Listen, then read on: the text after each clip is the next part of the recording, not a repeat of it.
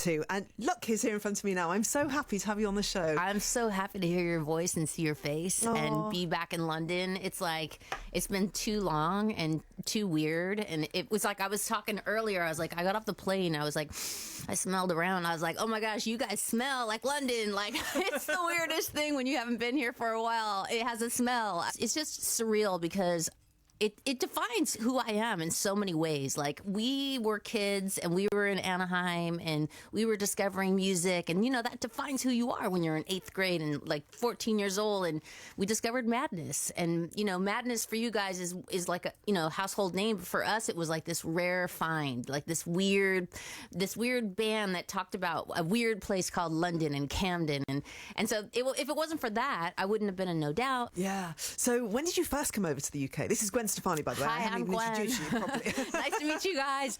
I love you. I first came here for the first time ever with No Doubt, I guess. I don't know, when that Tragic Kingdom record, whenever we got here. And it was just wild to have a song on the radio here when everything about, like, we were such fans. Also, if you think about it, like, my age and everything, we called it the British invasion. So all the music that was happening in LA and Orange County at that time, it was from here. And it was like this, it was on a pedestal, you know what I mean? It was this big fantasy place we never thought we'd go to, and you know what I'm saying? So did you see them? Did you get to see them live? Bands like Madness and all the ones when that you I was like to? in 8th grade, I think that's like around 13 or something. Yeah. Madness came over and did a radio promo thing, and they did this baseball like game, and I got to meet Suggs and the band, and they played like a baseball game with like DJs, you know what I'm saying? Like a radio thing, and I was like, my parents took us. I think that Suggs had just had his little baby, and she was in like a stroller, and yeah, it was big. And then we ended up being able to do shows with them. We played with them in Hawaii, and it's just weird. My life is so weird. I can't even believe it. You've been on one hell of a journey, can I just say? I'm so lucky. Oh, can we play, I know we've asked you to choose some songs. Can we play a Madness track just for old time's sake? That's what I was going to say. Yes, please. Okay, so which one? You choose. I don't know. I mean, probably the one that comes to mind, because there was only 2 hits in America. It was Our House, and the other one was It Must Be Love. And you know what? I think I'm in the mood for It Must Be Love. Oh, yeah, such for a beautiful, real. beautiful song. Yeah, let's do it. In with Gwen, we just played you Madness and It Must Be Love. You've come over here at the moment. Are you solo on your own, or have you brought family with you now? I'm on my own today. And how does that feel? It feels weird. It feels weird coming back here. It's exciting though, because I never imagined in my wildest dreams I would be able to have the opportunity to still be making music, and to do music like the last record I didn't really come over here for it. I toured America for the first time in a long time, and it was a record that I had to make. It was like I hadn't really written before that in a long time, and I was quite blocked, and my life was awful. I think that record really was like that healing, saving. Like, I didn't do it to share it. I didn't do it because I wanted to write or be part of anything. I just did it because I had to save my own life.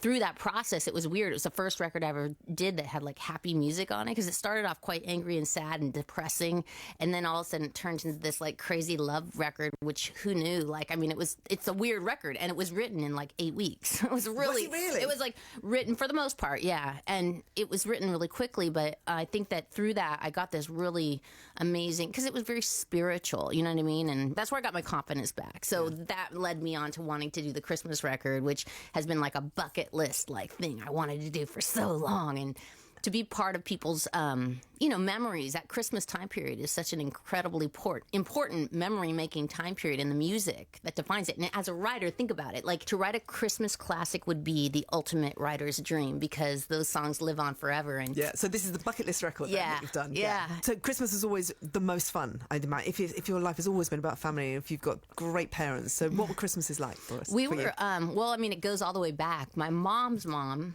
her name was Anne Flynn, redhead. She was wild. Like, she would do gingerbread houses, but she did like a village. So like above the sink where like there was like a window that went out, she had like a snow popcorn thing with trees, a church, and then each one of the little gingerbread houses was for each one of her grandkids, and they would be all different, like an M&M one or gumdrop one. And so she would start that project, and they would all light up. It was a village. It was a gingerbread village. So we went big. The Stefanis, we go big. And like holiday, my parents parents were so creative, and there was four of us, and on Christmas morning we'd wake up and we'd be in the hallway and we'd be at our parents' door, like just waiting and waiting and waiting. And when you go through the hallway through to the main room, there's an opening, and it would be gift wrap, like the whole thing. So you couldn't see through to where the presents were. So we would be like, 1, 2, 3, breakthrough, and that was like our big tradition that we did every year, and we still do.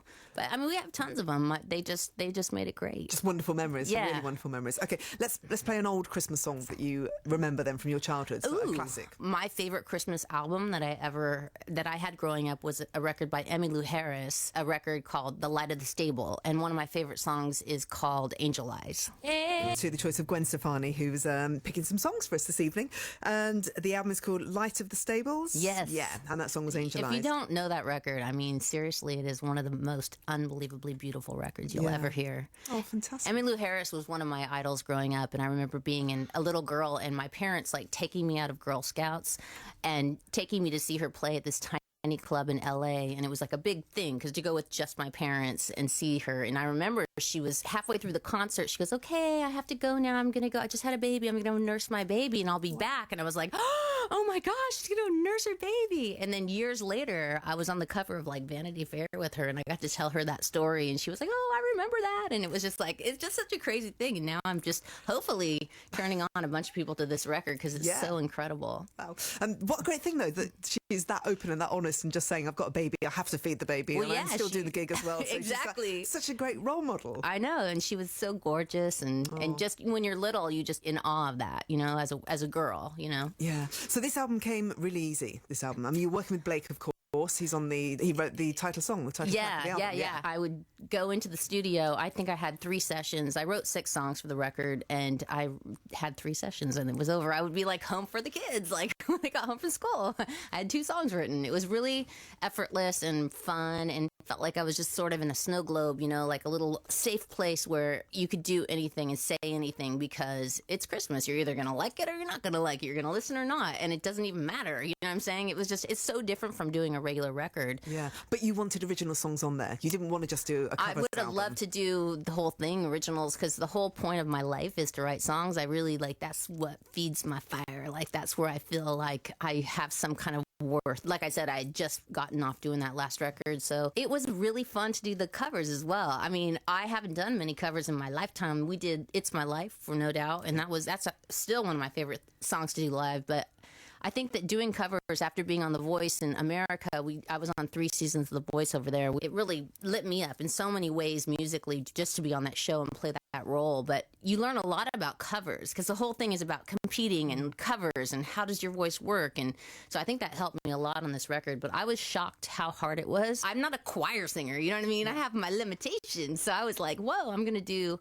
I didn't even think about it. I was like, oh, I'll do Silent Night, and oh my God, it's so hard to sing. But it was really fun, and I worked with this incredible producer called Busby, and Blake is the one, my friend Blake, he's the one that turned me on to Busby, he's from San Francisco, he's my age, he's very genre-less when it comes to writing. Like he does country, he does pop, he did that song Try by Pink. So he's just a really incredible writer. And so right away we hit it off. And when we were talking about like the style, because I didn't know what kind of record stylistically to make. I've done pop, reggae, like ska, like, you know what I mean? What could it be? And I wanted to sum it up somehow. And so Busby really pointed me in that direction. And when Blake heard the direction, he was sitting on the bus and he was sort of like, and he sent me this voice message and it was like, "I want to thank the storm." And he had this whole like beginning of a song. He's like, "I don't know if it's anything good or if there's anything there," but we just looked at it and we were like, "Oh my God, this song sounds like a hit. What a jerk." Like he just sits around writing this like, I was so like kind of jealous, but like excited. And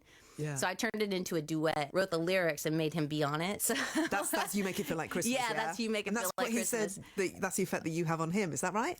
Well, or that line. Or he wrote with the "I want to thank the storm that brought the snow." Then I wrote the "Sweet Gingerbread." And it's so funny because it's like a combination of both of us, and we absolutely look like ridiculous together because we make no sense, but we actually make sense. The parts that he sings to me, I wrote basically. So I like that control.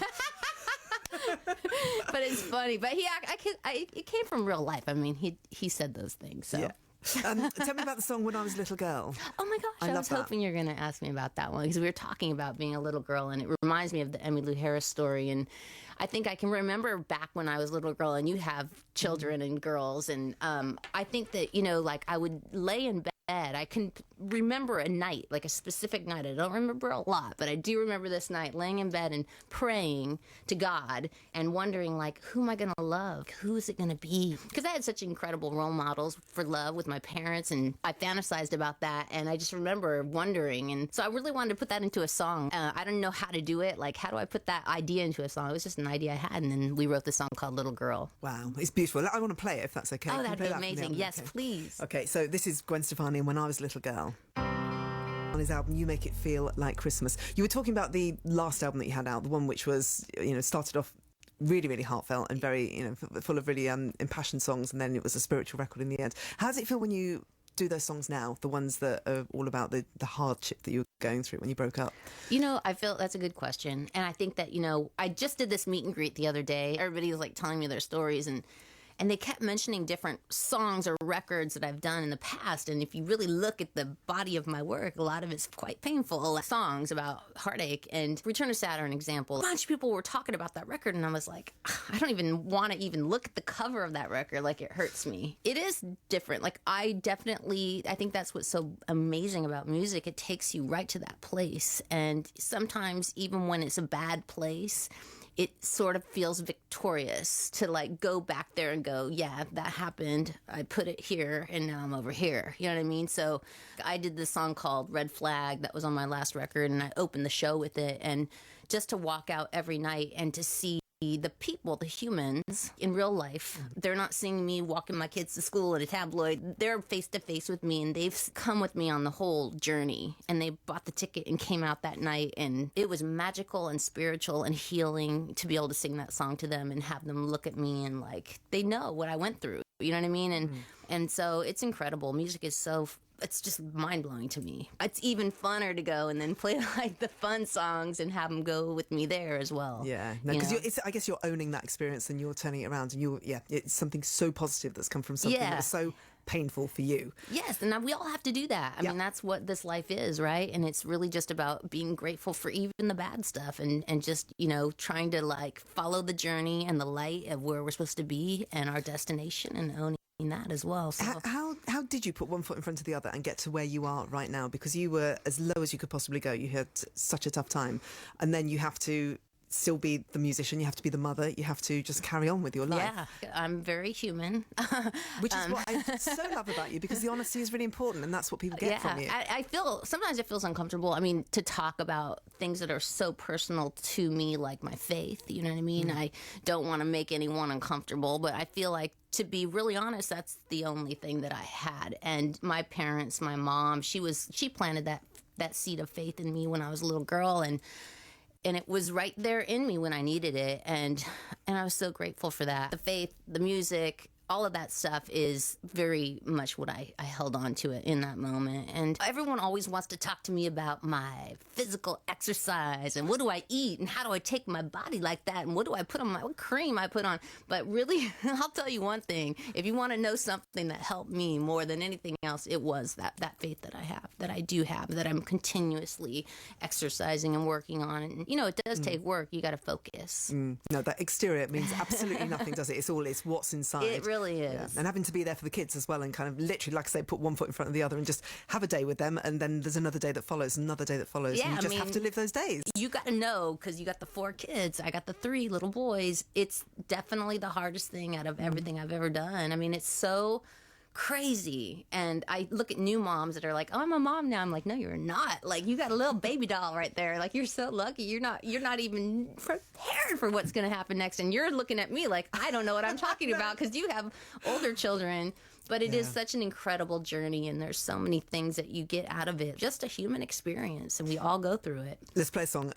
Sia, should we do some Sia? I love her so much. Why? Tell us why. She's just really just the next level. She's in another planet. She's so creative and channeling so much. It's crazy. I got to work with her a bunch of times, actually. Once with No Doubt, we wrote together. We didn't really... Actually, we did a session, me, her, No Doubt, and Pharrell, and that was amazing. I know. Yeah. And we did... She's like a genius. Not kidding. She's just amazing, and I love her. And she's funny as well, isn't she? She's funny. Because I remember her back in the day, probably when I got to know you, when I was over at Radio 1, and she'd come in and she'd be all a little bit of trouble, but always so much energy and hilarious. But she's so funny too, like about her writing. Like she reminds me a lot of my older brother, who's just sort of lives in this other planet, and she's sort of, again, like, she's like, oh, my manager told me I should just try to write hits. So the next thing she knew, she was like, she wrote every single hit of the last 5 years. She's just so funny. She's like, I just never thought about it before. I was like, now I'm just gonna do it. And you know what? I don't ever want to be. I hate being famous, so I'm just gonna not ever be famous. But I just love writing hits. That's such a good impression of her. She's so crazy. I love her. Anyways, we both have Christmas albums out, and she works with Greg Kirsten, who he used to be in a band that used to open for No Doubt, and like he's my age, and like we've come from the same scene. And I wrote a few songs on my last record with him. He is a genius as well, but a normal genius. I don't know how to describe it. Yeah. And they wrote this Christmas record together. So I actually wrote them a note last week when I heard it, and then I came home the other day and she had sent me flowers, and I just was like, oh my God, she's gonna send me flowers. I'm so lucky. So yeah, tell us why you like this song though, Chandelier in particular. Chandelier. Well, the first time I heard the song, it was that feeling, when you like something when you're so jealous and angry that you're just like, how did I not think? I wish I could have thought of something so good like that. And I don't know what other word to use except for genius talent. And so I just think she's just so unique, and I'm a big fan. Okay, let's play Chandelier. Party girls, don't get hurt. And he's choosing some songs and we're just kind of hanging out and chatting a bit.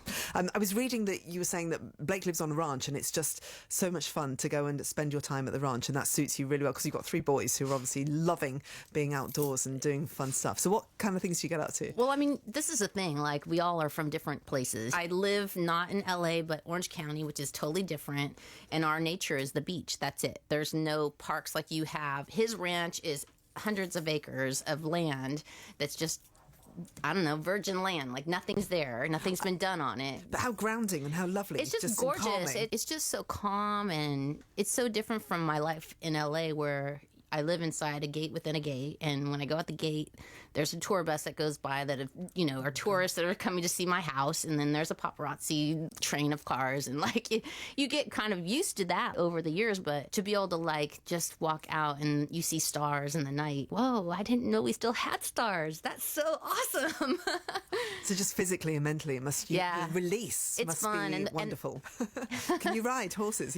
Actually, can you see this scar? Oh yeah. I fell off my horse. My horse actually fell. Like, I'm not a good horse rider, but I have a horse, and that Blake got me, and we sometimes ride, but yeah, so it's a new experience. It's new, yeah, and I love it so much. We do the gig diaries. Let me just run through these. So this is your memories of gigs that you've done in the past. Ooh, okay. I won't remember anything. Go ahead.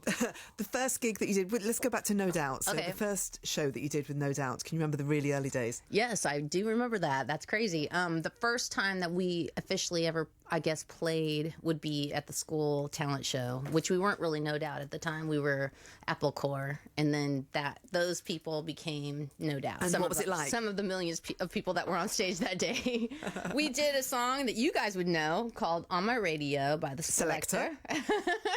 And I actually had the lyrics written out on a paper, and I had the dress that I had made that Maria Von Trapp wore when she wears the ugliest dress they've ever seen, and she's going from the Abbey to meet the children for the first time. So that like tweed kind of drop waist. So I copied that dress, and that was my dress I wore on stage because I'm a huge Sound of Music freak.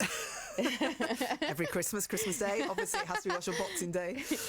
The gig where something went wrong, you must have had the odd disaster on stage. Oh my gosh, a million of them. Yeah. I mean, the one that just popped in my brain when you said that was we were playing with Weezer. We were playing some place in the middle of America where there was a lightning storm, and it was the kind of rain that it's just sheets, coming down, and it's a festival and everyone's out there, and I just remember me and Tony used to do this thing where we'd run back and forth on stage. I'd be on one side, and then I would go down, and he would jump over me. I can't believe I used to do this stupid stuff. And when I went to run to the side, I completely like slipped because the stage was completely wet and like ate it. I don't know. There's so many like of those stories. I mean, you could just go on forever. Yeah, well, you're very physical when you're performing on stage, so I'm not surprised. You must have, Yeah, I'm surprised I broke my foot one time. Did you? At Red Rocks, just because I was wearing Adidas instead of Doc Martens, and it was like I remember that. That was pretty good. I had to have a cane. That was good. Okay, and the gig that you played where there was someone quite intimidating in the audience. Oh my quite gosh, daunting. That's happened. Well, Suggs came to a show before, and guess where we were? We were in Prague. He flew, and like him and his wife came. That just popped in my brain that happened to me. My life is weird. And the gig that's meant the most to you, the most significant or emotional gig that you've played. Oh wow, that's too hard. I recently played for President Obama when it was the last show that they did with the Prime Minister of Italy, and it was like, Whoa. It was pretty tripped out. I was like, what's happening? Like, they were right there. It was really right in front of you. Yeah, it was incredible. It was like a room full of just important people, make a difference, and so that was pretty awesome. Yeah, you just want to do your absolute And I also best. played for Paul McCartney and Oprah in the same room as well. That was pretty crazy as well. Wow, do you get nervous? Yeah, I do get nervous. I don't get nervous from my regular tour shows. Like, that's just, I never do. It's almost like, okay, I'm going to run a marathon. It's very physical. And then when I get out there, it's like very emotional. Going back to Christmas, and this Christmas, what's it going to be like? Christmas, how does your day run? This is going to be my favorite Christmas of my life. I've been doing Christmas since April. And I'm ready to go all the way till New Year's Day, and then I'll probably put the the white flag, no more Christmas music. But I'm gonna go back after this. I'm gonna, we had an incredible Thanksgiving. You guys don't have that here, but it's almost like a miniature Christmas. The food is, because we do Thanksgiving with the turkey and all that. We do an Italian Christmas, so we're gonna do my mom's lasagna. And last year, me and Blake, we tried everything. We made homemade gnocchi, lasagna, manicotti. It was like a carb fest. It was so fun. Sounds good. Thank you. It's lovely to see you. Really, really nice to see you. Really Look good to forward see to you. the next project after You're so this. awesome. Oh, likewise. Thank My you God. so much for playing my music, and everyone that's ever paid any attention to me. I'm so grateful. It's so incredible. You're a very brilliant and strong woman. So Oh, thank nice to see you. you. Nice to see you. What will this day